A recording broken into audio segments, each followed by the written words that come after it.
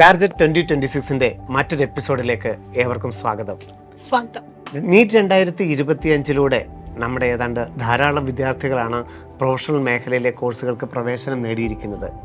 6000-ലധികം MBBS സീറ്റുകൾക്കാണ് ഈ വർഷം തന്നെ പ്രവേശനം ലഭിക്കുന്നത്. അതിൽ പകുതിയിലധികം വിദ്യാർത്ഥികളും കോളേജുകളിൽ പ്രവേശനം നേടി ക്ലാസ്സുകളൊക്കെ തുടങ്ങിയിരിക്കുന്നു. മറ്റ് മെഡിക്കൽ മേഖലകളിലെ പ്രവേശനങ്ങളും നടന്നുകൊണ്ടിരിക്കുന്നു.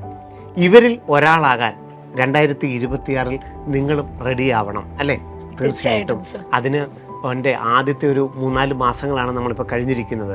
അപ്പോൾ തീർച്ചയായിട്ടും നമ്മളെ ഒന്ന് അളക്കാനും നമ്മൾ ഏതൊക്കെ മേഖലകളിലാണ് ഇനി പുരോഗതി കൈവരിക്കേണ്ടത്, പഠിക്കുന്ന കാര്യത്തിൽ, പരീക്ഷയുടെ കാര്യത്തിൽ, ശ്രദ്ധയുടെ കാര്യത്തിൽ, ഈവൻ നമ്മളുടെ ഉറക്കത്തിൻ്റെ കാര്യത്തിൽ പോലും എന്തൊക്കെയാണ് നമ്മളുടെ ക്രമീകരണങ്ങൾ എന്നൊക്കെയാണ് നമുക്ക് ചോദിച്ചറിയേണ്ടത് അല്ലേ?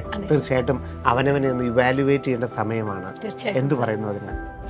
എനിക്ക് തോന്നുന്നത് ഈ ഒരു സമയം നമ്മൾ എപ്പോഴും കുട്ടികളോട് പറയുന്നത്, നിങ്ങൾ ഒരു സെൽഫ് ഇവാലുവേഷൻ്റെ സമയമാണ്. നിങ്ങളെ തന്നെ എങ്ങനെയാണ് പഠിച്ചു പോകുന്നത്, ഞാൻ ഈ ഒരു വേയിൽ തന്നെ പഠിച്ചാൽ മതിയോ, അല്ലെങ്കിൽ എൻ്റെ സ്ലീപ്പ് അവേഴ്സ്, എൻ്റെ റൊട്ടീൻസ് ഒക്കെ കറക്റ്റ് ആണോ എന്നൊക്കെ നിങ്ങൾ അന്വേഷിക്കണം എന്ന് പറയുമ്പോൾ പോലും എനിക്ക് ഇന്ന് പറയാനുള്ളത്, ഇപ്പോഴുള്ള കുട്ടികൾ അതൊക്കെ കുറച്ചൊരു ഓവറായിട്ട് അന്വേഷിക്കുന്നവരാണോ എന്ന് എനിക്ക് തോന്നിപ്പോകുന്നു. ഒരു പക്ഷേ നമ്മുടെ കോവിഡിന് ശേഷമുള്ള ഏറ്റവും ടഫസ്റ്റ് ആയിട്ടുള്ള ഒരു എക്സാം എഴുതി വന്നതിൻ്റെ, അല്ലെങ്കിൽ അത് കണ്ടതിൻ്റെ ഒരു അവസ്ഥ കൊണ്ട് ഇത്രയും മാർക്കൊക്കെ ഡിഫറൻസ് വരുന്നത് കൊണ്ടും നമ്മളും കുറച്ചൊരു ഡിഫിക്കൽട്ടി ലെവൽ കൂടിയ ക്വസ്റ്റ്യൻ ഒക്കെയാണ് ഇടുന്നത്. അതൊക്കെ കൊണ്ടായിരിക്കാം ഒരു പക്ഷേ കുറച്ചൊരു മാർക്ക് കുറയുമ്പോൾ പോലും കുട്ടികൾ അതിനെക്കുറിച്ച് ഭയങ്കരമായിട്ട് വറീഡ് ആകുന്നുണ്ട്. ആ ഒരു വറി പലപ്പോഴും അവരുടെ ഒരു ഇഫക്റ്റീവ്നെസ്സിനെ കുറയ്ക്കുന്നതായിട്ട് പറയേണ്ടി വരുന്നുണ്ട്. തീർച്ചയായിട്ടും. അതിനിടെ നമുക്കിപ്പോൾ ഈ ഇവാലുവേഷൻ എന്ന് പറയുമ്പോൾ ഒരിക്കലും മാർക്കിനെ കുറിച്ചൊരു സെൽഫ് ഇവാലുവേഷൻ എടുക്കേണ്ട ഒട്ടും സമയമല്ല ഇത്. അതൊക്കെ നമുക്ക് ജനുവരി ഫെബ്രുവരി മാസങ്ങളിലൊക്കെയാണ് അവന് നിൽക്കുന്ന മാർക്കിനെ കുറിച്ചൊക്കെ ആലോചിക്കേണ്ടത്. ഒരു കാരണവശാലും മാർക്കിലൊക്കെ നോക്കേണ്ട സമയവുമല്ല അത്. നമുക്കൊരു അല്പം തെറ്റിദ്ധാരണ ഉണ്ടാകാൻ വേണമെങ്കിൽ മാർക്ക് അനുസരിച്ച് ഞാൻ എൻ്റെ പഠിത്തത്തിൻ്റെ രീതി മാറ്റണമെന്നുള്ളത് ഒരു കാരണവശാലും അങ്ങനെ ചെയ്യരുത്. പക്ഷെ ബാക്കിയുള്ള കാര്യങ്ങളിലാണ് നമ്മളെ ശ്രദ്ധിക്കുക. എനിക്ക് തോന്നുന്നു സാർ, 2-3 ദിവസമായിട്ട് ഈ കുട്ടികൾ വരുമ്പോൾ അവർ പ്രധാനമായിട്ടും പറയുന്ന ഒരു കാര്യം ഇത് തന്നെയാണ്: മിസ്, എൻ്റെ മാർക്ക് ഇത്രയാണ്, അതിൽ നിന്ന് മാറുന്നില്ല. അപ്പം ഞാൻ അവരോട് പറയുന്നു, നിങ്ങളോടും പറയുന്നു, ഒരു പക്ഷേ പല ചാപ്റ്ററുകളും പല കാര്യങ്ങളും നിങ്ങൾ +1 +2 പഠിച്ചതൊക്കെയാണ് എങ്കിൽ പോലും ആദ്യമായിട്ട് പഠിക്കുന്ന രീതിയിൽ തന്നെയാണ് ഫിസിക്സിനെയും കെമിസ്ട്രിയും നിങ്ങൾ അപ്രോച്ച് ചെയ്യേണ്ടത്. ഒരു പക്ഷേ നമുക്ക് അത്രയും ഒരു ബേസോ അല്ലെങ്കിൽ അതിനെക്കുറിച്ച് വലിയ ആഴത്തിലുള്ള ഒരു അറിവോ ഇല്ലായിരിക്കാം. ഇനി ഇതൊക്കെ ഉണ്ടെങ്കിൽ പോലും ഒരു കോമ്പറ്റീറ്റീവ് എക്സാമിനേഷൻ്റെ ലെവലിലല്ല നമ്മൾ ഇതുവരെ പഠിച്ചത്. ആ ഒരു മാറ്റം നിങ്ങൾ ഉൾക്കൊള്ളുമ്പോൾ മാർക്കിനെ കുറിച്ച് വറി ചെയ്ത് ഞാൻ താഴെ പോകുന്നു, എന്നെക്കൊണ്ട് പറ്റില്ല, ഇതെൻ്റെ സ്ട്രീം അല്ല. എനിക്ക് ഒരു കുട്ടി ഈ അടുത്ത സമയത്ത് എന്നോട് വന്നിട്ട് സാറേ പറഞ്ഞ കാര്യം, ഞാൻ ഒരുപാട് സമയം, അതായത് ഞാൻ നേരത്തെ 8 മണിക്കൂർ പഠിക്കുമായിരുന്നു, ഞാനിപ്പോൾ 9 മണിക്കൂർ 10 മണിക്കൂർ അങ്ങനെ എഫേർട്ട് ഇടുന്നുണ്ട്, എൻ്റെ ഉറക്കം കുറയ്ക്കുന്നുണ്ട്, പക്ഷേ എങ്കിൽ പോലും എനിക്ക് ഒരു മാർക്ക് പോലും കൂടുന്നില്ല എന്നാണ്. അപ്പോൾ ഞാൻ ആ മോളോട് ഇത് തന്നെയാണ് പറഞ്ഞത്: മോനെ, നീ ആദ്യം ചെയ്യേണ്ടത് ഇവിടെ മാർക്ക് കൂടുന്നുണ്ടോ ഇല്ലയോ എന്നല്ല, നിനക്ക് +1 ഒരു ടോപ്പിക് എത്രമാത്രം അറിയാമായിരുന്നു, ഇന്ന് അതേ ടോപ്പിക് എടുക്കുമ്പോൾ ആ ടോപ്പിക്കിന് നിനക്ക് ഇപ്പോൾ എത്രമാത്രം അറിയാം.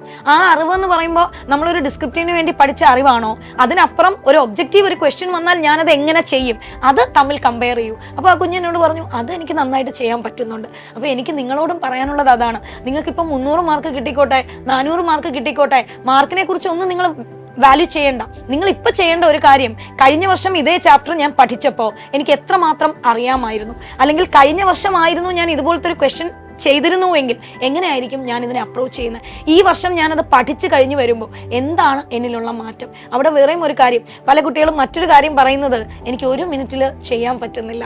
അവിടെയും നമുക്ക് പറയാനുള്ളത് അത് തന്നെയാണ്: ഇത് പഠിക്കുന്ന സമയമാണ്. പഠിക്കുന്ന സമയത്ത് 1 മിനിറ്റിൽ ഒരു കണക്ക് ചെയ്തേ ഞാൻ പഠിക്കൂ എന്ന് വാശി പിടിക്കരുത്. പഠിക്കുമ്പോൾ എത്ര സമയം വേണമെങ്കിലും എടുത്ത് പഠിച്ചോളൂ. പരീക്ഷയാകുമ്പോൾ, പരീക്ഷയ്ക്ക് എഴുതി തുടങ്ങുമ്പോൾ, ടൈം മാനേജ്മെൻ്റ് ഒക്കെ ചെയ്ത് തുടങ്ങുമ്പോൾ നിങ്ങൾ 1 മിനിറ്റ് എടുത്ത് ചെയ്താൽ മതി. വേണമെങ്കിൽ നിങ്ങൾ മോഡൽ എക്സാം എഴുതുമ്പോൾ അല്ലെങ്കിൽ യൂണിറ്റ് എക്സാം എഴുതുമ്പോൾ അതിന് ട്രൈ ചെയ്തോ. പക്ഷെ പഠിക്കുമ്പോൾ ഒരിക്കലും ഞാൻ 1 മിനിറ്റിൽ തന്നെ പഠിച്ചു തീർക്കുമെന്ന് നിങ്ങൾ വിചാരിക്കുകയോ ചെയ്യരുത്. തീർച്ചയായും 2023, 2024, 2025 ഒക്കെ നീറ്റിൻ്റെ ഒരു എക്സ്പീരിയൻസ് നമുക്ക് തന്നത് അതാണ്. കാരണം ഒരു കൺസെപ്റ്റ് നമ്മൾ ഏത് രീതിയിൽ മനസ്സിലാക്കുന്നോ അതിന് ഏത് രീതിയിലൊക്കെ, ചിലപ്പോൾ അത് ഏറ്റവും എളുപ്പമുള്ള ക്വസ്റ്റ്യൻ ആയിരിക്കാൻ വരുന്നത്, അല്ലെങ്കിൽ ഏറ്റവും ടഫായിട്ടുള്ള ക്വസ്റ്റ്യൻ വന്നാൽ നമുക്ക് ഏത് രീതിയിൽ വന്നു കഴിഞ്ഞാലും 2026 ഞാൻ പാക്ക്ഡ് ആണ്.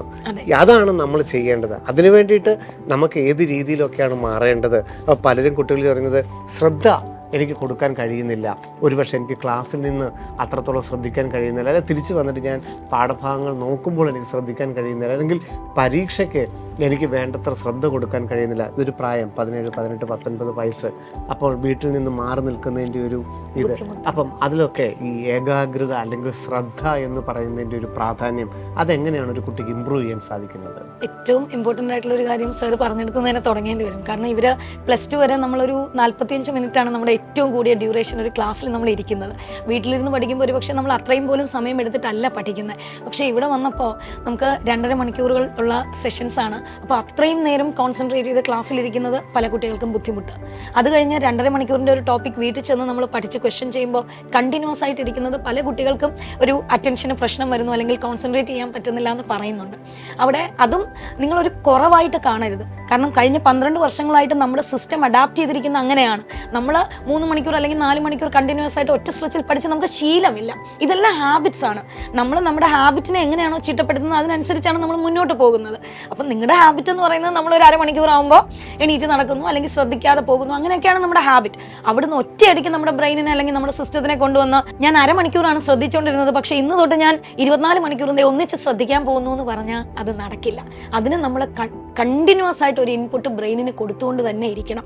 നിങ്ങൾ അതിൽ നിന്ന് ഒരിക്കലും മാറിപ്പോകരുത്. നിങ്ങൾക്കൊരു 45 മിനിറ്റ് 50 മിനിറ്റ് ഇരിക്കുമ്പോൾ എനിക്ക് പറ്റുന്നില്ല എന്ന് തോന്നുമ്പോൾ അതിനെ അവിടെ വെച്ചിട്ട് നിങ്ങൾ വേറൊരു കാര്യത്തിലേക്ക് പോയി, അല്ലെങ്കിൽ എനിക്ക് മാത്രം പറ്റാത്തതാണെന്ന് ചിന്തിക്കുകയല്ല വേണ്ടത്. ഇപ്പോൾ ഒറ്റ സ്ട്രെച്ചിന് ഇരിക്കാൻ പറ്റാത്തവർക്ക് ഏറ്റവും സിമ്പിളായിട്ട് ചെയ്യാൻ പറ്റുന്ന ഒരു കാര്യം ഷോർട്ട് നാപ്പുകൾ, ഷോർട്ട് ടാസ്കുകളായിട്ട് അതിനെ നമുക്കൊന്ന് കട്ട് ചെയ്യാം. ഇപ്പോൾ 3 മണിക്കൂർ എടുത്താണ് നിങ്ങൾ പഠിക്കാൻ ഉദ്ദേശിക്കുന്നതെങ്കിൽ 1.5 മണിക്കൂർ പഠിച്ചു കഴിഞ്ഞിട്ട് അടുത്ത 1.5 മണിക്കൂർ നിങ്ങളൊരു പ്രോബ്ലം ചെയ്യാനോ അല്ലെങ്കിൽ മറ്റേതെങ്കിലും സബ്ജക്റ്റ് പഠിക്കാനോ മാറ്റി വെക്കാം. അപ്പം നമുക്ക് തന്നെ ഈ 3 hours കണ്ടിന്യൂസ് ആയിട്ട് ബ്രെയിനിന് കൊടുക്കുന്ന ആ ഒരു ഇൻപുട്ട് പതുക്കെ ഒരു ഷോർട്ട് ടാസ്കുകളായിട്ട് മാറ്റി കൊടുക്കാം. ഒരു പക്ഷേ കുറച്ചുകൂടെ ഇഫക്റ്റീവായിട്ടും ഇരിക്കും. മാത്രമല്ല ഓരോ ഷോർട്ട് ടാസ്ക് നിങ്ങൾ കംപ്ലീറ്റ് ചെയ്യുമ്പോഴും നിങ്ങൾ തന്നെ ഒരു സെൽഫ് അപ്രീസിയേഷൻ, ഓക്കെ ഞാൻ ഇത്രയും സമയത്തിനുള്ളിൽ കംപ്ലീറ്റ് ചെയ്തിരിക്കുന്നു. പിന്നെ ഒരു നാപ്പ് എടുത്ത് ഒന്ന് നടന്നിട്ട്, അല്ലെങ്കിൽ ഫ്രീ ആയിട്ടിരിക്കുന്ന ഫ്രണ്ട്സ് ഉണ്ടെങ്കിൽ അവരോടൊക്കെ പോയി ഒന്ന് സംസാരിച്ച്, നിങ്ങൾക്ക് വേറെ എന്തെങ്കിലും ചെയ്യാൻ ഇഷ്ടമാണെങ്കിൽ വേറെയും ഒരു കാര്യം കേട്ടോ, ഈ നാപ്പ് എടുക്കുന്നത് 20 മിനിറ്റ് 30 മിനിറ്റ് അല്ല, 5 മിനിറ്റ്. കാരണം നിങ്ങൾ പഠിക്കാൻ എടുക്കുന്ന സമയം വളരെ ഷോർട്ടാണ്. മൊബൈലിലോട്ട് പോവുകയും ചെയ്യരുത്. അതെ, 1 മണിക്കൂർ പഠിച്ചിട്ട് പിന്നെ പോയി 2 മണിക്കൂർ നാപ്പ് എടുത്തിട്ട് പഠിക്കാൻ എന്നല്ല ഞാൻ പറഞ്ഞത്. 1 മണിക്കൂർ പഠിച്ച് ഒരു 5 മിനിറ്റ് നിങ്ങളൊന്ന് റിലാക്സ്ഡ് ആയി വീണ്ടും വന്നിരുന്ന് പഠിക്കൂ. ആ വന്നിരുന്ന് പഠിക്കുന്ന സമയത്ത് നിങ്ങൾക്ക് സബ്ജക്റ്റ് മാറ്റാം, അല്ലെങ്കിൽ നിങ്ങൾക്ക് ആ ഒരു തിയറി പഠിച്ചുകൊണ്ടിരിക്കുന്ന ആൾക്കാരാണെങ്കിൽ പ്രോബ്ലം ചെയ്യാം, പ്രോബ്ലം ചെയ്തുകൊണ്ടിരുന്ന ആളാണെങ്കിൽ തിയറി പഠിക്കാം. അങ്ങനെ ഒന്ന് ഡൈവേർട്ട് ചെയ്ത് മാറ്റി. അതുപോലെ തന്നെ ക്ലാസ്സിലിരിക്കുമ്പോൾ നമ്മൾ 2.5 മണിക്കൂർ ക്ലാസ്സിലിരിക്കുമ്പം കുറച്ചും കൂടെ നമ്മൾ ലൈവ് ആകുക അല്ലേ? കാരണം നമ്മൾ ലൈവായിട്ട് നമ്മൾ ഡൗട്ടുകൾ ചോദിക്കുക, അതിനകത്ത് നമുക്ക് മനസ്സിലാകാത്ത ടോപ്പിക്കിനെ കുറിച്ച് നമ്മൾ വീണ്ടും അത് ശ്രദ്ധിച്ച് കേൾക്കുക. അപ്പോൾ നമ്മൾ വെറുതെ കേട്ടോണ്ടിരിക്കുന്നതിന് പകരം 2 കാര്യങ്ങളാണ് സാർ അവിടെ എനിക്ക് തോന്നുന്നത് ഇവർക്ക് പറഞ്ഞു കൊടുക്കാൻ. ക്ലാസ്സിലാകുമ്പോൾ നമുക്ക് നടക്കാനൊന്നും പറ്റില്ല. അപ്പോൾ ക്ലാസ്സിലിരിക്കുന്ന സമയത്ത് നിങ്ങൾക്ക് അധ്യാപകൻ എന്തായാലും ഒരു സെന്റൻസ് പറഞ്ഞിട്ട് അത് റിപ്പീറ്റ് ചെയ്ത് പറയും. ആ പറയുന്ന സമയത്ത് ആദ്യം പറഞ്ഞ സെന്റൻസ് അദ്ദേഹം പറയുമ്പോൾ ഒന്ന് കൂടെ പറയാം. ഒച്ച വെച്ച് നിങ്ങൾ ബഹളം കൂട്ടി പറയണം എന്നല്ല, മനസ്സിലെങ്കിലും നിങ്ങൾക്കത് പറഞ്ഞു നോക്കാം. ഇനി അത് കിട്ടിയില്ല എന്നുണ്ടെങ്കിൽ നിങ്ങൾക്ക് എന്താണോ മനസ്സിലായത് അത് നിങ്ങളുടെ കയ്യിലുള്ള പേപ്പറിൽ നിങ്ങളൊന്ന് എഴുതി വെച്ച് നോക്കൂ. അതിന് ഇംഗ്ലീഷ് ഒന്നും വേണമെന്നില്ല, മലയാളത്തിലാണോ, നിങ്ങൾക്ക് ഏത് ലാംഗ്വേജിലാണോ അത് മനസ്സിലായത് ആ മനസ്സിലായ കാര്യം ഒന്ന് പേപ്പറിൽ എഴുതി വെക്കൂ. അപ്പോൾ 2 കാര്യങ്ങളാണ്. അദ്ദേഹം പറഞ്ഞത് നിങ്ങൾ കേട്ടിരിക്കുന്നു, നിങ്ങളുടെ ബ്രെയിൻ അത് റീപ്രൊഡ്യൂസ് ചെയ്ത് പേപ്പറിലേക്ക് വച്ചിരിക്കുന്നു. അപ്പോൾ ആ 2 സമയത്തും വളരെ ഇൻവോൾവ് ആയിട്ടാണ് നിങ്ങൾ കാര്യങ്ങൾ ചെയ്യുന്നത്. അല്ലാതെ നമ്മൾ ഒരാളിനെ എത്ര ഇൻട്രസ്റ്റഡ് ആയിട്ടുള്ള ഒരു ക്ലാസ് ആയാലും, ഞാനാണെങ്കിലും സാറാണെങ്കിലും, നമുക്ക് അങ്ങനെ കണ്ടിന്യൂസ് കേട്ടോണ്ടിരിക്കാൻ പറ്റില്ല. അപ്പോൾ ഇൻ ബിറ്റ്വീൻ കേട്ടോണ്ടിരിക്കുന്ന സമയത്ത് നമുക്ക് മാറ്റം വരാതിരിക്കണമെങ്കിൽ ഇതുപോലുള്ള കാര്യങ്ങൾ തീർച്ചയായിട്ടും നമ്മൾ ലൈവ് ആയിരിക്കണം. ഏറ്റവും നമ്മൾ ലൈവായിട്ടും ആക്റ്റീവായിട്ടും ഇരുന്നെങ്കിൽ മാത്രമേ നമുക്കൊരു 2.5 മണിക്കൂറിലെ ക്ലാസ്സിൽ നമുക്ക് ശ്രദ്ധയോടെ കൊടുക്കാൻ പറ്റുകയുള്ളൂ. അടുത്തതായിട്ട് നമ്മുടെ കുട്ടികൾ ഏറ്റവും അധികം പറയുന്ന കാര്യങ്ങൾ മറന്നു പോകുന്നു. ഞാൻ ക്ലാസ്സിൽ നിന്ന് കേൾക്കുമ്പോൾ എനിക്ക് എല്ലാം ഓർമ്മയുണ്ട്, ഞാൻ ചെയ്യുന്നുണ്ട്, തിരിച്ച് റൂമിൽ വന്ന് നോക്കിയപ്പോഴും ചെയ്യുന്നുണ്ട്. പക്ഷേ തിങ്കളാഴ്ചത്തെ എക്സാമിൽ വന്നു, ഞാൻ ആദ്യത്തെ ഒരു സ്റ്റെപ്പ് ചെയ്തു, എനിക്ക് കിട്ടി, പക്ഷേ 2ാമത്തെ സ്റ്റെപ്പിലോട്ട് പോകാൻ പറ്റുന്നില്ല, അല്ലെങ്കിൽ വളരെ സിമ്പിളായിട്ടുള്ളത് പോലും ആ സമയത്ത് എനിക്കത് ഓർത്തെടുക്കാൻ സാധിക്കുന്നില്ല, അല്ലെങ്കിൽ മറവി. അതിന് കുട്ടികൾ റിപ്പീറ്റ് ചെയ്ത് ചെയ്യുകയാണോ, എന്താണ് ചെയ്യേണ്ടത്? മറവി എന്ന് പറയുമ്പോൾ പ്രധാനമായിട്ടും ഈ മറക്കാനുള്ള പോസിബിലിറ്റി ഏറ്റവും കൂടുതലുള്ളത് ബയോളജിക്ക് തന്നെയാണ് സാർ. കാരണം ബയോളജിയിൽ ഒരുപാട് പേരുകളൊക്കെ വരുന്ന സമയത്ത് ആപ്ലിക്കേഷൻ ലെവലിൽ അല്ലാത്തുള്ള ചാപ്റ്റേഴ്സ് ഒക്കെ പഠിക്കുമ്പോഴാണ് കുട്ടികൾ ഏറ്റവും കൂടുതൽ പറഞ്ഞിരിക്കുന്നത് കണ്ടന്റ് മറന്നു പോകുന്നു. അപ്പോൾ നിങ്ങൾക്ക് മറന്നു പോകും, അങ്ങനെ മറക്കാൻ സാധ്യതയുണ്ടെന്ന് തോന്നുന്ന കാര്യം എപ്പോഴും നിങ്ങൾ കയ്യിൽ അല്ലെങ്കിൽ ഒരു ബിറ്റ് പേപ്പറിൽ എഴുതി കയ്യിൽ വെക്കുക, അല്ലെങ്കിൽ കയ്യിൽ എഴുതിയിട്ടാലും മതി. എനിക്കൊരു 10 എൻസൈമിന്റെ പേര് ഒന്ന് ചോർത്ത് വെക്കണം. ഈ 10 എൻസൈമും കയ്യിൽ എഴുതിയിട്ടില്ലെങ്കിലും ഒരു 5 പേര് എപ്പോഴും കയ്യിൽ എഴുതിയിടുക. ഇത് റാൻഡമായിട്ട് നിങ്ങൾ ബസ്സിൽ വരുന്ന കുട്ടികളാണെങ്കിൽ ബസ്സിലിരുന്നോ, ഞാൻ പറയാറുണ്ട്, ഈവൻ ടോയ്ലറ്റിൽ പോയിരിക്കുമ്പോൾ പോലും നിങ്ങൾക്ക് ഈ കയ്യിലോട്ടൊന്ന് നോക്കാം. അപ്പം നമ്മൾ കുത്തിയിരുന്ന് 10 പേര് കാണാതെ പഠിക്കുന്നതിനേക്കാളും എത്രയോ എളുപ്പമാണ് ക്യാൻറ്റീനിൽ ഇരിക്കുമ്പോഴും അങ്ങോട്ട് പോകുമ്പോഴും ഇങ്ങോട്ട് പോകുമ്പോഴും ഡിസ്ട്രാക്ഷൻ വരുമ്പോഴും ഒക്കെ ജസ്റ്റ് ഒന്ന് നോക്കി ഒരു പേര് വെച്ച് നിങ്ങൾക്ക് പഠിക്കാൻ പറ്റും. അപ്പോൾ നമ്മൾ മറന്നു പോകും എന്ന് തോന്നുന്ന കാര്യങ്ങൾ റിപ്പീറ്റ് ചെയ്ത് നമുക്കൊന്ന് വായിച്ചു നോക്കാൻ ഏറ്റവും നല്ല മാർഗം എന്ന് പറയുന്നത് ഇതുപോലെ ചെറിയ പേപ്പറുകൾ കയ്യിൽ കരുതുന്നതോ അല്ലെങ്കിൽ കയ്യിൽ തന്നെ എഴുതിയിടുന്നതോ ആണ്. അല്ലെങ്കിൽ വലിയ ചാർട്ടുകൾ ഉണ്ടാക്കി നിങ്ങൾ പഠിക്കുന്ന ടേബിളിന്റെ നിങ്ങൾ എപ്പോഴും കാണുന്ന ഒരു സ്ഥലത്ത് അവിടെ പതിച്ചു വെക്കുക. എന്നിട്ട് നിങ്ങൾ പോകുമ്പോഴും വരുമ്പോഴും റാൻഡമായിട്ട് ആ ഫിഗറിലേക്ക് അല്ലെങ്കിൽ നിങ്ങൾ വരച്ചു വെച്ചിരിക്കുന്ന ചാർട്ടിലേക്ക് ഒന്ന് നോക്കി പോകൂ. നമ്മൾ കണ്ടിന്യൂസ് ആയിട്ട് ഒരു സ്ഥലത്തിരുന്ന് ബൈഹേർട്ട് ചെയ്യുന്നതിനേക്കാളും എത്രയോ ഇഫക്റ്റീവാണ് നമ്മൾ ആ കാര്യങ്ങൾ പെട്ടെന്ന് റാൻഡമായിട്ട് നമ്മുടെ മനസ്സിലേക്ക് കടന്നു വരും. പിന്നെ ഫ്രണ്ട്സുമായിട്ട് ഡിസ്കസ് ചെയ്യുമ്പോഴും നമുക്ക് അയ്യോ ആ സാറ് ഈ സാറ് അല്ലെങ്കിൽ എനിക്ക് കിട്ടുമോ ഇതൊക്കെ ചോദിക്കുന്നതിന് പകരം എടാ ആ എൻസൈം എന്തായിരുന്നു അല്ലെങ്കിൽ ഈ എൻസൈം എന്തായിരുന്നു, ഏറ്റവും കൂടുതൽ ഇഫക്റ്റീവായിട്ട് നിങ്ങൾക്ക് കമ്മ്യൂണിക്കേഷൻ വഴി നിങ്ങൾക്കത് ഇംപ്രൂവ് ചെയ്യാം. ഒരുപക്ഷെ ഒരേ ലെവലിൽ നിൽക്കുന്ന കുട്ടികൾ അല്ലെങ്കിൽ ഡിഫറെന്റ് ലെവലിൽ നിൽക്കുന്ന കുട്ടികളാണെങ്കിൽ പോലും നിങ്ങൾക്ക് കോൺട്രിബ്യൂട്ട് ചെയ്യാൻ പറ്റും അങ്ങോട്ടും ഇങ്ങോട്ടും. വളരെ ഈസി ആയിട്ട് വളരെ ഹാപ്പി ആയിട്ട് നിങ്ങൾക്കുള്ള കോൺവെർസേഷൻസിലൂടെയാണ് ഒരുവിധപ്പെട്ട എല്ലാ ടോപ്പേഴ്സിനോട് നമ്മൾ ചോദിച്ചു കഴിഞ്ഞാൽ അവർ കാര്യങ്ങൾ ഓർത്തെടുക്കുന്നത് അങ്ങനെയാണ്. കാരണം പിന്നീട് നമ്മളത് പരീക്ഷാ സമയത്ത് ഓർത്തെടുക്കുന്ന ഒരു പക്ഷേ ആ കൂട്ടുകാരി പറഞ്ഞ ഒരു പോയിന്റിലൂടെ ആയിരിക്കും, അതിൻ്റെ ചെറിയ നർമ്മം കടന്ന ഒരു പോയിന്റിലൂടെയൊക്കെ ആയിരിക്കാം. അപ്പം ഓർമ്മ വരുത്താനായിട്ട് നമ്മൾ റിപ്പീറ്റ് ചെയ്യുന്നതോടൊപ്പം തന്നെ ഉള്ള നമുക്ക് ഈ കാര്യങ്ങളെല്ലാം ഏറ്റവും എഫക്റ്റീവായിട്ട് ചെയ്യാനുള്ള ഒരു കാര്യങ്ങൾ കൂടി ചെയ്താൽ മാത്രമേ നമുക്ക് 2026 ധാരാളം എക്സാമുകളുണ്ട്, ധാരാളം സാധ്യതകളുണ്ട്. ഒരു പോയിന്റിൽ മാത്രമല്ല നിങ്ങൾ നിൽക്കുന്നത്. കാരണം നമ്മൾ 2025 ഈ മാർച്ച് തൊട്ട് ഈ ജൂലൈ വരെ അല്ലെങ്കിൽ സെപ്റ്റംബർ വരെയുള്ള അഡ്മിഷൻ ടൈമുകളിൽ നമ്മൾ കണ്ടു എന്തുമാത്രം സാധ്യതകളാണ് ഇന്ന് നമുക്ക് ഓരോ കുട്ടിക്ക് മുമ്പിലുള്ളത്. റിസർച്ച് ആണെങ്കിലും ഡിഗ്രി ആണെങ്കിലും മെഡിക്കൽ ഫീൽഡാണെങ്കിലും എഞ്ചിനീയറിംഗ് ഫീൽഡാണെങ്കിലും ഒക്കെ. അപ്പോൾ അതിനെ നമുക്ക് ഉപയോഗപ്പെടുത്തണമെങ്കിൽ +1 +2 ഈ ചാപ്റ്ററുകളിലൂടെ അതിന് +1 +2 തുല്യ ഇമ്പോർട്ടൻ്റ് ആണ്. എല്ലാ ചാപ്റ്ററുകൾക്കും ഇമ്പോർട്ടൻ്റ് ആണ്. ഏറ്റവും നന്നായിട്ട് തന്നെ എഫക്റ്റീവായിട്ട് ഇത് ചെയ്തേ മതിയാവൂ. ടീച്ചർ NCERT ബുക്കിൻ്റെ ഒരു വായന അതിന് എത്രത്തോളം ഏറ്റവും ഇമ്പോർട്ടൻ്റ് ആയിട്ട് കുട്ടികൾ ഓർത്ത് വെക്കേണ്ടത് അത് തന്നെയാണ് സാർ. കാരണം ഇപ്പോഴും പല കുട്ടികൾക്കും ഫിസിക്സ് ആൻഡ് കെമിസ്ട്രി, ബയോളജി അവരെന്തായാലും NCERT വായിക്കും. പക്ഷെ ഫിസിക്സ് ആൻഡ് കെമിസ്ട്രി NCERTയുടെ ഒരു ആവശ്യമുണ്ടോ? ഞാൻ പ്രോബ്ലം ചെയ്താൽ പോരെ, സ്റ്റഡി മെറ്റീരിയൽ നന്നായിട്ട് നോക്കിയാൽ പോരെ, അല്ലെങ്കിൽ ക്ലാസ് നോട്ട്സ് വായിച്ചാൽ പോരെ എന്നൊക്കെ ഒരു ചോദ്യമുണ്ട്. പക്ഷേ നമ്മളിപ്പോൾ മുന്നത്തെ വർഷങ്ങളിലൊക്കെ പരീക്ഷ എടുക്കുമ്പോഴും ടെക്സ്റ്റിന് എത്രത്തോളം പ്രാധാന്യമുണ്ടെന്ന് ആ ഒരു ക്വസ്റ്റ്യൻ പേപ്പറിലൂടെ കടന്നു പോകുമ്പോൾ നമുക്ക് മനസ്സിലാകും. അപ്പോൾ ഡെഫിനറ്റ് ആയിട്ടും നമുക്ക് ഒരു സിലബസ്, അതായത് സിലബസിൽ ഓറിയൻറ്റഡ് ആയിട്ടാണ് നമ്മൾ പോകുന്നതെങ്കിൽ NCERTക്ക് നമ്മുടെ ജീവിതത്തിൽ ഈ പറയുന്ന ഒരു വർഷം കൃത്യമായ പ്രാധാന്യം ഉണ്ട്. ബയോളജി ആണെങ്കിൽ നമ്മൾ ബൈൻഡ് ടു ബൈൻഡ് എന്ന് തന്നെയാണ് പറയുന്നത്. ഓരോ ലൈനിലും അല്ലെങ്കിൽ ഓരോ ഫിഗറിൻ്റെ താഴെയും എന്തൊക്കെയാണോ എഴുതിയിരിക്കുന്നത് അത് മുഴുവനായിട്ട് തന്നെ ബൈഹേർട്ട് ചെയ്ത് വയ്ക്കണം. ഫിസിക്സ് ആയാലും കെമിസ്ട്രി ആയാലും അതുപോലെ തന്നെ NCERT വായിക്കണം. അതിൻ്റെ കണ്ടന്റുകൾ എന്താണെന്ന് കൃത്യമായി മനസ്സിലാക്കണം. NCERT വായിച്ച് കോൺസെപ്റ്റ് മനസ്സിലാക്കിയതിന് ശേഷം പ്രോബ്ലം ചെയ്യാനായിട്ട് നിങ്ങൾ ഏത് പുസ്തകം വേണമെങ്കിലും എടുത്തോളൂ.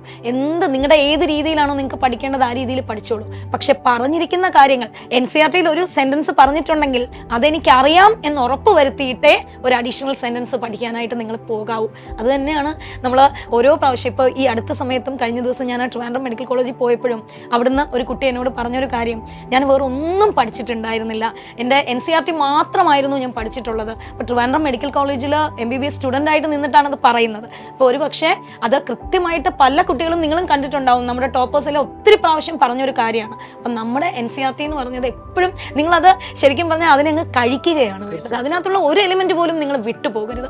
അത് പഠിച്ചു തീർത്തതിന് ശേഷം നിങ്ങൾ ഏത് ബുക്ക് വേണമെങ്കിലും, ഇപ്പോഴും അതുകൊണ്ട് സാർ ഈ തുടക്കത്തിൽ തന്നെ ഞാൻ ഏത് ബുക്ക് വായിക്കണം, ഏത് റെഫറൻസ് വേണം, ഏത് ഗൈഡ് എടുക്കണം, അങ്ങനെ പരക്കം പാച്ചിലാണ്. അപ്പം ഞാൻ അവരോട് പറയാറുണ്ട്, ഒന്നും എടുക്കണ്ട, തൽക്കാലം പോയി NCERT ഒന്ന് നന്നായിട്ട് വായിക്കൂ. കാരണം NCERTയിലുള്ള കാര്യങ്ങൾ ഇച്ചിരി ഒന്ന് ഡൈവേർട്ട് ചെയ്ത് ചോദിച്ചാൽ പോലും അത് ഇൻഡെപ്തിൽ നിങ്ങൾ അനലൈസ് ചെയ്താൽ അത് നിങ്ങൾക്ക് എഴുതാൻ പറ്റും. അത് ഏത് ഗൈഡ് ചോദിച്ചാലും അതിന് വലിയ വ്യത്യാസങ്ങളൊന്നും വരാൻ പോകുന്നില്ല. ഇപ്പോൾ ഫിസിക്സും കെമിസ്ട്രിയൊക്കെ ആണെങ്കിൽ ചിലപ്പോൾ ഡിജിറ്റ്സിൻ്റെ വ്യത്യാസം ഉണ്ടാകും. പക്ഷേ കോൺസെപ്റ്റിൻ്റെയോ അതിൻ്റെ ഒരു അനലിറ്റിക്കൽ അല്ലെങ്കിൽ ആ ഒരു ഇൻ്റർപ്രിട്ടേഷൻ്റെ ഒരു കാര്യത്തിൽ വലിയ ഡിഫറൻസ് ഒന്നും വരാൻ പോകുന്നില്ല. അപ്പോൾ അതുകൊണ്ട് തന്നെ NCERTയിൽ എന്താണെന്നുള്ളത് കൃത്യമായിട്ട് മനസ്സിലാക്കേണ്ടതാണ് നിങ്ങൾ ആദ്യമായിട്ട് ചെയ്യേണ്ട ഒരു കാര്യം. പിന്നെ നമുക്ക് ഏറ്റവും അധികം നമ്മൾ കേൾക്കുന്ന ഒരു പഴി എന്ന് പറയുന്നതാണ് പഠിക്കാൻ സമയം തികയുന്നില്ല. ക്ലാസ്സിൻ്റെ സമയം 5.5 മണിക്കൂർ, എനിക്ക് തിരിച്ചത് വന്നിട്ട് ക്ലാസ്സിൻ്റെ ടോപ്പിക്കുകളെല്ലാം കൂടെ ഒരിക്കൽ കൂടി നോക്കണം, എക്സാമിന് വേണ്ടിയിട്ട് പഠിക്കാനുണ്ട്, വർക്ക് ബുക്ക് ചെയ്യാനായിട്ട് എനിക്ക് സമയം കിട്ടുന്നില്ല. എന്താണ് വർക്ക് ബുക്ക്? എന്താണ് വർക്ക് ബുക്കിൻ്റെ പ്രാധാന്യം? സർ, നമ്മളൊരു ചാപ്റ്ററിൽ നമ്മൾ വർക്ക് ബുക്കും നമ്മുടെ സ്റ്റഡി മെറ്റീരിയലും ചെയ്യുമ്പോൾ തന്നെ ആ ചാപ്റ്ററിൻ്റെ ഒരു 99% നമ്മൾ കവർ ചെയ്യപ്പെടുകയാണ്. ഒരു പക്ഷേ ഇപ്പോഴും അവരത് അക്സെപ്റ്റ് ചെയ്യാൻ മടിക്കുന്ന, അല്ലെങ്കിൽ അവർക്ക് ഇത് മതിയോ വേറെ ഗൈഡൊന്നും എടുക്കണ്ടേ എന്ന് തോന്നിപ്പിക്കുന്ന ഒരു കാര്യമാണെങ്കിൽ പോലും നമുക്കത് ഭയങ്കര ഇഫക്റ്റീവായിട്ടാണ് നമ്മൾ പറയുന്നത്. കാരണം ഒരുപാട് ക്വസ്റ്റ്യനുകളെ ഒരുപാട് രീതിയിൽ കണക്ട് ചെയ്തിട്ടാണ് വർക്ക് ബുക്കിലെ ക്വസ്റ്റ്യനുകൾ ഉണ്ടാക്കുന്നത്.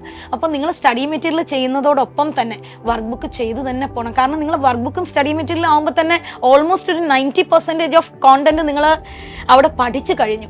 അപ്പോൾ അതിനെ മാറ്റി വെച്ചിട്ട് എനിക്ക് സമയമില്ല. പിന്നെ വേറെയും ഒരു കാര്യം, അവിടെ ആദ്യം പറഞ്ഞെടുത്ത് തന്നെ പറയേണ്ടി വരും. ക്ലാസ്സിൽ നമ്മൾ 10 മണിക്കൂർ എന്ന് പറയുന്നതിൽ, അല്ലെങ്കിൽ ഞാൻ 16 മണിക്കൂർ പഠിച്ചു എന്ന് പറയുമ്പോൾ ശരിക്കും നിങ്ങൾ 8 മണിക്കൂർ ക്ലാസ്സിലാണ് ഇരിക്കുന്നത്. അപ്പോൾ അവിടെ എല്ലാവരും ഒന്ന് തിരിഞ്ഞ് ആലോചിക്കണം. ഞാൻ 16 മണിക്കൂർ എന്ന് ക്ലെയിം ചെയ്യുമ്പോൾ അതിൽ 8 മണിക്കൂർ ക്ലാസ്സിലായിരുന്നു. ആ 8 മണിക്കൂറിൽ എത്ര കണ്ടന്റ് എൻ്റെ മനസ്സിലുണ്ട്? 2.5 മണിക്കൂർ ക്ലാസ്സിൽ ഞാൻ ഇരുന്നപ്പോൾ ഈ 2.5 മണിക്കൂറിൽ എത്ര ശതമാനം അല്ലെങ്കിൽ എത്ര മണിക്കൂറിൻ്റെ കണ്ടന്റ് എൻ്റെ കയ്യിലുണ്ട്? ഇപ്പോൾ 2.5 മണിക്കൂർ നിങ്ങൾ ഒരു സാറ് പഠിപ്പിച്ചപ്പോൾ അതിൽ അരമണിക്കൂറേ കിട്ടിയിട്ടുള്ളെങ്കിൽ ഡെഫിനറ്റ് ആയിട്ടും പഠിച്ച സമയം കൂട്ടുമ്പോൾ അരമണിക്കൂറേ കൂട്ടാവും. കാരണം അല്ലെങ്കിൽ പിന്നെ നമ്മൾ പറയുന്നതിന് കാര്യമില്ല. അപ്പോൾ സമയം കിട്ടുന്നില്ല എന്ന് പറയുന്നിടത്ത് ഒന്നാമത്തെ കാര്യം, നമ്മളെല്ലാവരും ക്ലാസ്സിൽ കുറച്ചൊന്ന് വേറെ എന്തെങ്കിലുമൊക്കെ ആലോചിച്ച് പോകുന്നതാണ് എങ്കിൽ പോലും അങ്ങനെയൊക്കെ ഒന്ന് മാറിയിരുന്നിട്ട് പിന്നെ അത് വീട്ടിൽ ചെന്ന് പഠിക്കുന്നു. പിന്നെ വീട്ടിൽ പഠിക്കുമ്പോൾ ഒരു വെപ്രാളമാണ്. നമുക്ക് മേഖലയും ഈ സ്കൂളിലെ പഠന രീതിയും തമ്മിലുള്ള ഏറ്റവും വലിയ വ്യത്യാസവും അത് തന്നെയാണ്. സ്കൂളിൽ നമ്മൾ പഠിക്കുമ്പോൾ ഒരുപക്ഷെ നമ്മൾ അല്പം ലാഗായിട്ടിരുന്ന് കഴിഞ്ഞാൽ നമുക്ക് ട്യൂഷനോ അല്ലെങ്കിൽ വീട്ടിൽ ചെന്നിട്ടുള്ള നമ്മളൊരു കാണാപ്പാടുമൊക്കെ നമുക്ക് ഡിസ്ക്രിപ്റ്റീവായിട്ട് എക്സാം എഴുതുമ്പോൾ ധാരാളം ഉപയോഗപ്പെടും. പക്ഷേ ഒരു ലെക്ചേഴ്സ് ക്ലാസ്സിലെടുക്കുമ്പോൾ പറയുന്ന ഓരോ പോയിന്റും നമുക്ക് വേണമെങ്കിൽ ചോദിക്കാം. അപ്പം ആ ക്ലാസ്സിൽ നമ്മൾ എഫക്റ്റീവായിട്ട് ഇരുന്നാൽ തന്നെ ഒരു 60-70% കണ്ടന്റ് നമുക്ക് ബൈഹേർട്ട് ആവും. അതുകൊണ്ട് ക്ലാസ്സിൽ ഏറ്റവും ലൈവായിട്ടിരിക്കുകയും അവിടെ നിന്ന് മാക്സിമം കണ്ടന്റ് കിട്ടുക എന്നുള്ളതിനാണ് പ്രാധാന്യം കൊടുക്കേണ്ടത്. പക്ഷേ നിർഭാഗ്യവശാൽ ചിലരെങ്കിലും എനിക്ക് മാർക്ക് കിട്ടുന്നില്ല, അല്ലെങ്കിൽ നമ്മൾ ഈ പറഞ്ഞ പോലെ ശ്രദ്ധിക്കാൻ പറ്റുന്നില്ല എന്നിടത്തൊക്കെ പറയുന്നത് ക്ലാസ്സിൽ ഇരിക്കുന്ന ആ ഒരു അഡാപ്റ്റ് ചെയ്യാനൊക്കെ ഉള്ള, അല്ല അബ്സോർബ് ചെയ്യാനിരിക്കുന്ന ആ ഒരു മൂഡ്, ക്ലാസ്സിലിരിക്കുന്ന ഒരു മൂഡ് ശരിയാകുന്നില്ല. അത് എവിടെ ഒരു മിസ്സിംഗ് വരുന്നുണ്ട്. അത് മേ ബി ഒരു കുട്ടിയും അത് പർപ്പസ്ഫുള്ളി ക്രിയേറ്റ് ചെയ്യുന്ന ഒരു മിസ്സിംഗ് അല്ല. അതാ പറഞ്ഞത്, പഠിച്ചതിൽ നിന്ന് അവർക്ക് മാറാൻ സാധിച്ചിട്ടില്ല. ഇപ്പോഴും നമ്മൾ ആ ട്രാക്കിൽ തന്നെയാണ് നിൽക്കുന്നത്. അപ്പൊ ആ ട്രാക്കിൽ നിന്ന് പിന്നെ വേറെയും ഒരു കാര്യമാണ്, നമ്മുടെ ട്രാക്ക് ഭയങ്കര കംഫർട്ടബിൾ ആയിരുന്നു. നമ്മൾ ആ ഒരു കംഫർട്ടബിൾ സോണിൽ നിന്ന് നമുക്ക് വിഡ്രോ ചെയ്യാൻ ഭയങ്കര ബുദ്ധിമുട്ടാണ്. നമ്മൾ എല്ലാ മനുഷ്യരും അങ്ങനെയാണ്. ഇപ്പൊ ഞാനായാലും നമുക്ക് കംഫർട്ട് സോണിൽ നിൽക്കാനാണ് ഇഷ്ടം. അപ്പൊ നമ്മുടെ കംഫർട്ട് സോണിലായിരുന്നു നമ്മൾ.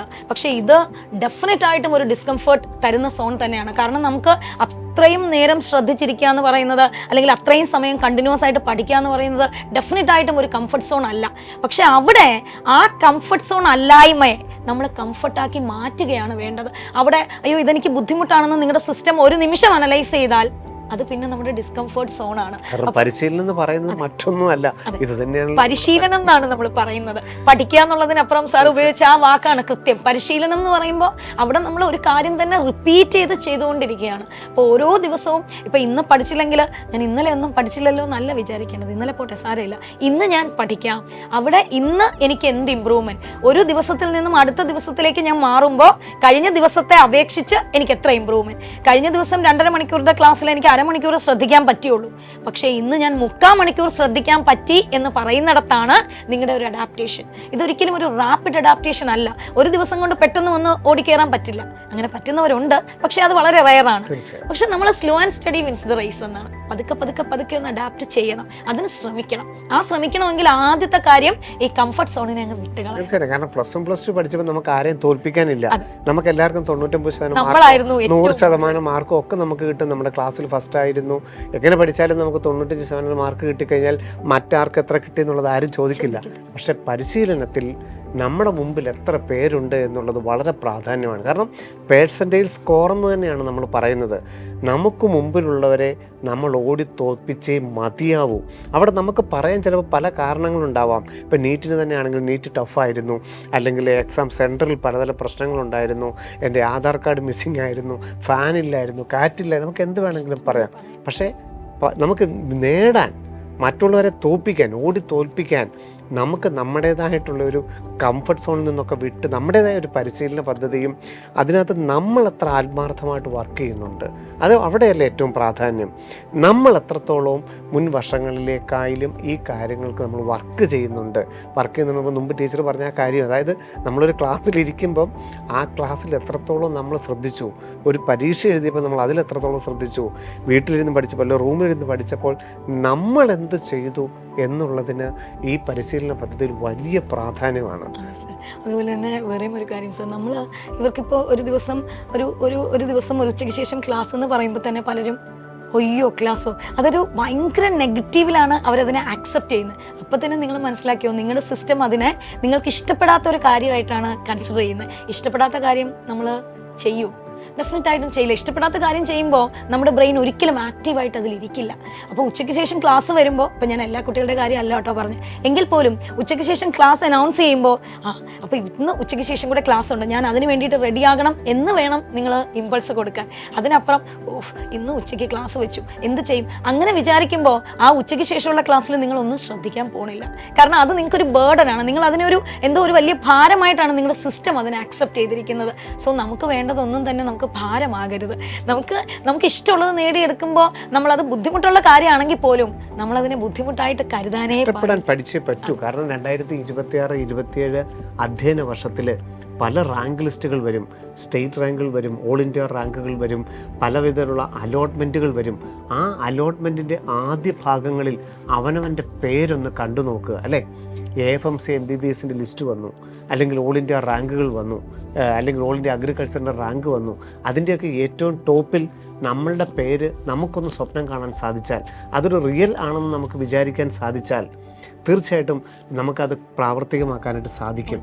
അതിൽ നമ്മൾ എത്രത്തോളം വർക്ക് ചെയ്യുന്നുണ്ട് എന്നുള്ളതിന്, കാരണം അതിൽ നമ്മളുടെ പേര് വരണമെങ്കിൽ നമുക്ക് ഓടി തോൽപ്പിക്കേണ്ടവരെ നമ്മൾ വർക്ക് ചെയ്യേണ്ടത് എത്രത്തോളമാണെന്നുള്ള ഒരു ഉപബോധ മനസ്സിലൊരു പ്രാധാന്യം ഉണ്ടാകും. അപ്പം നമ്മൾ ചെയ്യേണ്ട ആ വർക്കിൻ്റെ ലോഡിനെ കുറിച്ച് നമുക്കൊരു കൃത്യമായൊരു ഐഡിയ കിട്ടും.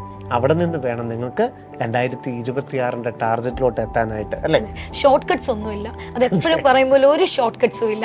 നമ്മളിരുന്ന് പഠിച്ചേ പറ്റൂ. നമുക്ക് പഠിക്കാന്നുള്ളിടത്ത് ഒരു ഷോർട്ട് കട്ടും ഇല്ല തന്നെ. അത് ഞങ്ങൾ ഒരു ദിവസം കൊണ്ട് നിങ്ങളത് എൻട്രൻസ് എഴുതി എടുപ്പിക്കാം, അല്ലെങ്കിൽ ഞങ്ങൾ വിചാരിച്ചാൽ ഇന്ന ക്വസ്റ്റ്യൻ 10 എണ്ണം ചെയ്താൽ മതി, ഇത് ഇപ്പൊ കയറും, ഒന്നുമില്ല. ഒരു മോഹന വാഗ്ദാനങ്ങളും ഇല്ല. നിങ്ങൾ പഠിക്കും, കമ്പാരിസണും വേണ്ട. ഇപ്പോൾ അത് സാറ് പറഞ്ഞപ്പോഴാണ്, ഇപ്പോൾ എൻ്റെ കൂടെ മലയാളം മീഡിയത്തിൽ പഠിച്ച ഒരു കുട്ടി എന്നെക്കാളും മാർക്കുണ്ട്, പക്ഷെ അവളെക്കാളും എഫേർട്ട് ഞാൻ ഇടുന്നുണ്ട്, ഞാൻ എന്തേ? അപ്പോഴും നിങ്ങൾ ഓർക്കണം, ഓരോ ആൾക്കാരും യൂണീക്കാണ്. നിങ്ങൾക്കുള്ള പ്രത്യേകത, നിങ്ങളുടെ കഴിവുകൾ ആ കുട്ടിക്കില്ല. അതുപോലെ തന്നെ ആ കുട്ടിക്കുള്ളൊരു കഴിവ് നിങ്ങൾക്കും ഇല്ല. മേ ബി ചിലപ്പോൾ ആ കുട്ടി പെട്ടെന്ന് അഡാപ്റ്റ് ചെയ്യുന്ന ഒരു കുട്ടിയാകാം, അല്ലെങ്കിൽ ചില ആൾക്കാരുണ്ട് പെട്ടെന്ന് വായിച്ചാൽ കിട്ടും, ചില ആൾക്കാർ കുറച്ചുകൂടെ സ്ലോ ലേണേഴ്സ് ആയിരിക്കും. അപ്പോൾ നിങ്ങൾ വിചാരിക്കേണ്ട കാര്യം, ഞാൻ സ്ലോ ലേണർ ആണെങ്കിൽ ഞാൻ കുറച്ചുകൂടെ മെമ്മറൈസ് ചെയ്യുന്ന ആൾക്കാരായിരിക്കും, എനിക്കത് കുറച്ചുകൂടെ ഓർത്ത് വയ്ക്കാൻ പറ്റും. ഞാൻ ഷോർട്ട് ലേണർ ആണെങ്കിൽ ഓക്കെ, എനിക്ക് പെട്ടെന്ന് പഠിക്കാൻ പറ്റും. അപ്പോൾ നിങ്ങളിലുള്ള ഗുണങ്ങളെ, അതിനെയാണ് നിങ്ങൾ ബൂസ്റ്റപ്പ് ചെയ്യേണ്ടത്. ഒരിക്കലും നിങ്ങൾ മറ്റൊരാളുമായിട്ട് കമ്പയർ ചെയ്യരുത്.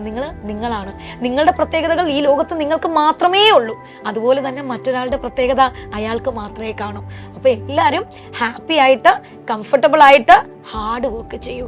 ഒരു വിജയമന്ത്രവും പറയാനില്ല, നന്നായിട്ട് വർക്ക് ചെയ്യൂ. പിന്നെ വേറൊരു കാര്യം, വർക്ക് ചെയ്യുമ്പോൾ കൃത്യമായ പാതയിലൂടെയാണ് ഞാൻ വർക്ക് ചെയ്യുന്നതെന്ന് ഉറപ്പിക്കാനാണ് ഒരു സിസ്റ്റം തന്നെ, ഒരു കുടുംബം തന്നെ ഇത് എപ്പോഴും നിങ്ങളോടൊപ്പം നിൽക്കുകയാണ്. അപ്പോൾ നിങ്ങൾക്ക് എല്ലാ സംവിധാനങ്ങളും ഉണ്ട്, റിസോഴ്സുകൾ ഉണ്ട്. അത് യൂട്ടിലൈസ് ചെയ്യേണ്ടത് നിങ്ങളാണ്. സോ നിങ്ങളത് യൂട്ടിലൈസ് ചെയ്യുവാണെങ്കിൽ ഡെഫിനറ്റ് ആയിട്ടും ഈ വർഷം നിങ്ങൾ എവിടെയാണോ ആഗ്രഹിക്കുന്നത് അവിടെ നിങ്ങൾ എത്തിച്ചേരും. Thank you. Bye. Brilliant Study Center, India's #1 coaching center for NEET and JEE.